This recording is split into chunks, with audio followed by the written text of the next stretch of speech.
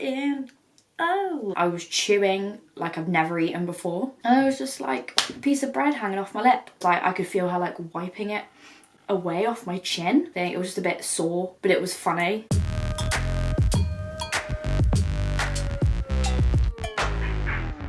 Hello everybody, welcome back to another video on my channel. So for this week's video we are going to be talking about my experience having lip filler for the first time. Yes, I've had a lip augmentation, lip filler, the big L, whatever you want to call it. I don't think anyone's ever called it the big L. I just needed a third thing. I've been putting off doing this video for a little while, only because I didn't want to do it too soon after the procedure, so it hadn't completely like settled and everything, and I didn't want to do it too far after because I didn't want to forget everything that had happened. So I had lip filler around the end of last month. I went to a local, I was going to say anaesthetist then, that's not what she is. She is an aesthetics practitioner.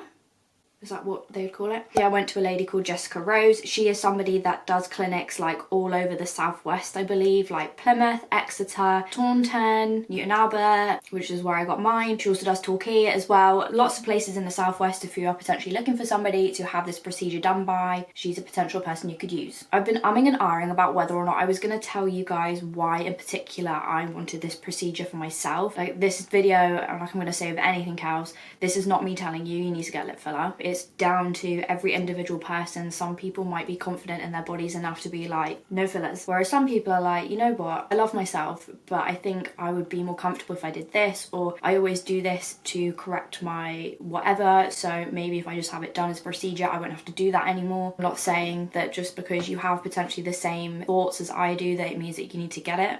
You don't. It's your body, it's your choice, down to nobody else what you do in your life, because it's your life and it belongs to you and no one else. Literally no one. It's yours. But yeah, long story short, I have always had like a little bit of an insecurity about my lips being slightly uneven. Also, when I smile, my top lip completely disappears into my mouth. Like it's gone. It literally just, at a blink of an eye, it disappears. And there's nothing wrong with that. I just felt like I wanted to alter it ever so slightly, just so I wouldn't be so self-conscious about having photos taken and things. That's literally it, the be all end all. I could live my whole life without it, but it's got to the point where I'm like, if I want to try it, I can try it. I'm a free bean, I can do what I like, I can afford it, you know, it's coming out of my own pocket, I earned that money. When it comes to any type of procedure where you are altering your being, a lot of people have a lot of opinions about it. Everybody always talks about how bad it looks, and you know, like, oh my god, you're gonna have duck lips. Had that thrown at me like so many times when I've been talking to people about it. I don't think people realise that there is a difference between lip fillers, like there are different types. And I didn't actually realise this either until Paige pointed it out to me when she found this specific person, Jessica Rose. I'd never heard of this specific type of lip filler, and I actually found when I read into it a little bit more and stuff that it was pretty much exactly what I wanted. FYI, I've never had lip filler before. For the particular thing that I wanted, there was two different options. So there was what I went for, and there was potentially what I was gonna go for until I found what I actually had. That was such a rubbish sentence. Originally, I was thinking about having a lip flip.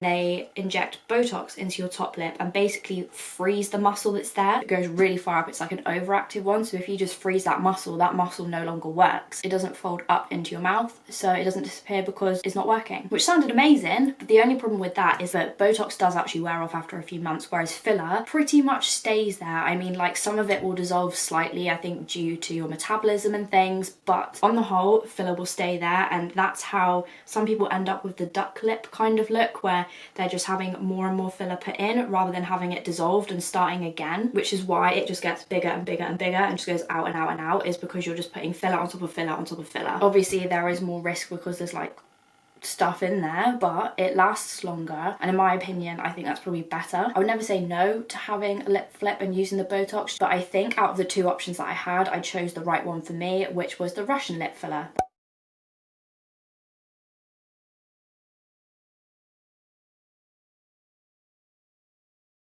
Rather than focusing on the volume of your lips and like making them plumper outwards, it actually makes them flatter, so it goes upwards rather than outwards. This was also as well really recommended for beginners, which is what I was. I've never had any type of filler in my lips or anything. Obviously I've had my boobs done, as you guys will probably know. I mean, if you don't, I have a whole vlog about it, which I'll link above. You can have different amounts in this Russian lip filler. I was toying between going lower than the advertised amount. I'm not sure what the 0.1 extra of a mil does, but it's there. I think it was £150 for 1.1 mil and this procedure, obviously. But if you think about it, like, would you not rather pay a bit extra for the safety and security of it than have like 50 quid lip filler and potentially end up having your face blown up? Like, I know what I'd rather do. Not quite sure where that voice came from, like the depths of my lungs or something. But before we jump into it, obviously in that part of it, I will show you what my lips look like before.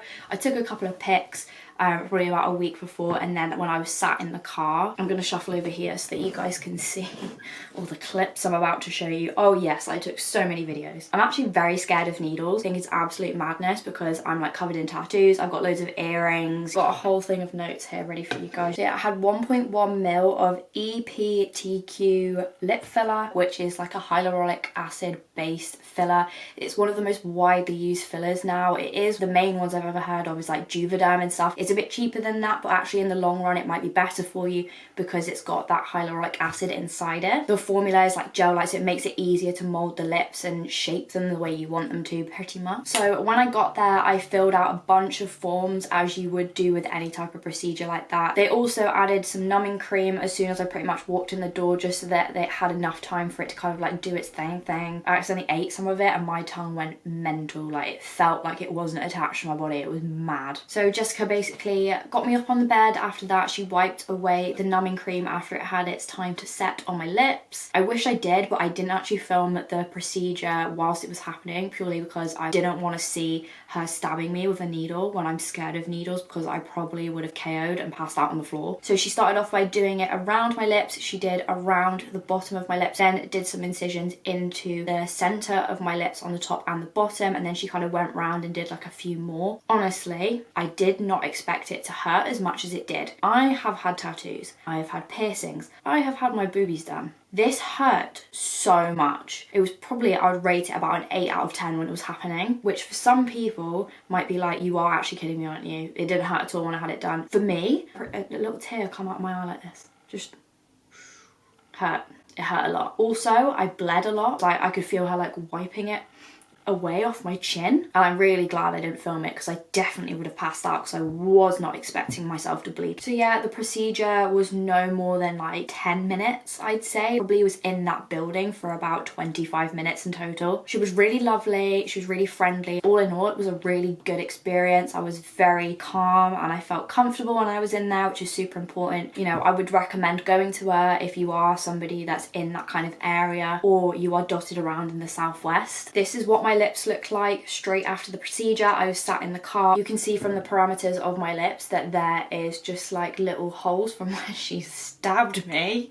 You can see basically that the blood is kind of like clotting into those areas just to heal itself, because technically it is an open wound. So I had my lips done around about like 5:30 in the evening, like straight after work. Pain that I felt during eating was about a 6 out of 10. I was chewing like I've never eaten before. My mouth was moving in a weird way rather than anything. It was just a bit sore, but it was funny. The swelling at that point wasn't really that bad either. Throughout the evening after having the procedure, I did keep taking video clips to see, because right at the start my lips didn't look like really that big or anything, but through the evening they were like when I woke up the next morning, my lips were definitely swollen. I wouldn't say that they were puffy like that. They were more puffy like this, especially my top lip took a beating because obviously it's a lot smaller than the rest of it. My bottom lip didn't look too bad, but the top lip was like...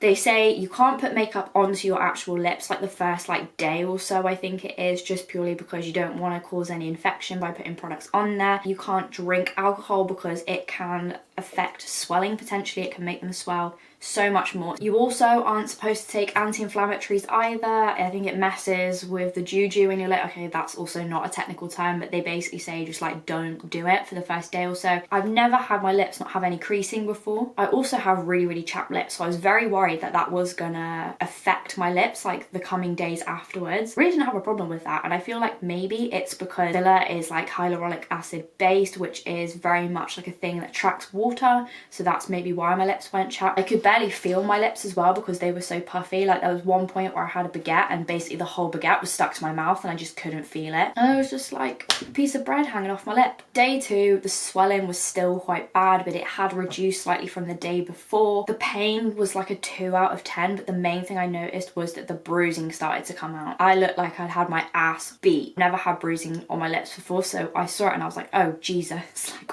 what is happening here? It was just in random like spots. Like there was one in particular that really came out on my actual top lip rather than in my lip, so I'm guessing there must have been like an incision going up like this. Day number 3 and 4, same thing again with day 2. Swelling was still quite bad, not as bad as the days before. It kept reducing, which is obviously what we like to see, but the bruising just was very bad. The pain was probably like a 1 or 2 out of 10, like it pretty much gone. It was just more my lips looked mental, and that was the same for like day 3, 4 and 5. 5, the swelling went down a major amount. I was kind of thinking, is this what my lips are going to look like now? I was like, no, it takes 2 weeks for them to settle, so they could look completely different on day 3 than they do day 14. Day 5, the bruising had gone down so much. There was really next to no swelling at this point at all. But the running theme, day 5, day 6 and day 7, the bruising was pretty much like just completely disappearing. Every single day though, my lips did look different. It was really bizarre. Pretty much by day 7, all the bruising and the swelling was gone. So this is what my lips looked like after 2 weeks of having my lip filler in. As you can see, there is a difference. I wouldn't say personally it's a massive difference, but it's definitely noticeable. But this is the comparison between before and after. I mean, I personally feel like I would have been happier having slightly more, but that is different for everybody. You know, some people naturally might have slightly plumper lips. I think my lips were sort of in the middle. They weren't small, but they weren't big. If anything, in the future, I probably would get a top up and get maybe a little bit more, maybe like 0.5 or something, just to kind of plump up my lips like the tiniest bit. Like I said, I don't feel like there was a massive difference in between. It was more just to correct rather than plump my lips up, but yeah, I would have a little bit more. I would say if having lip filler is something you're thinking about or debating, maybe you aren't sure about it, it is reversible if you don't like it. That was one thing I kept saying to myself, is if you don't like this and you feel like you've made a mistake, there is a magical thing called Dissolver that you could literally go in tomorrow and book in and get done. I think for the cost, she is in the middle price wise. I've seen more expensive, I've also seen cheaper, but I think I got lucky with Jessica because she did a really good job on my lips, and everybody was worried that they were going to be like humongous, but they look really natural and I'm quite happy with them. As I said before, it's your body, it's your life, do whatever you want. If you don't want lip filler, don't get it. If you do want it, get it. Like, you know, if you've got the money and stuff, it's not hurting anybody else, like just do it. But again, if you don't want to do it, don't do it. It's really not that big of a deal, but if it makes you happy, it makes you happy, and that's the most important thing. So that is it for this week's video, talking about my experience having lip filler for the first ever time. If you enjoyed it, make sure to give it a big thumbs up so I know. Link will be in the description to Jessica Rose, which is where I had my lips done, in case you guys are interested. Also, in that region there will be links to my social media if you want to check that out, maybe, I don't know. Also, whilst you're down there, you might as well just subscribe to my channel if you want to see more stuff. I mean, no pressure. Do what you want to do, but I would recommend. But as usual, thank you so much for watching. I hope you have a lovely rest of your day, whatever it is you are doing, and rest of your week. And I will see you next time for another video. Bye guys!